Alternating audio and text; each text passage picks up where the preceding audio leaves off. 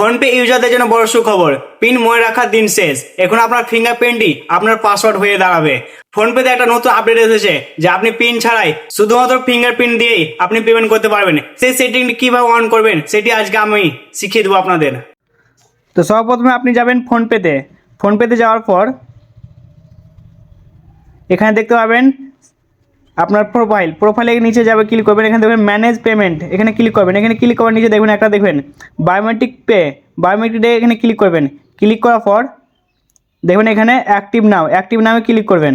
active নাও কবে agree and অ্যাক্টিভেশনে click করবেন, দিয়ে আপনার পাসওয়ার্ডটা দিয়ে দেবেন এখানে,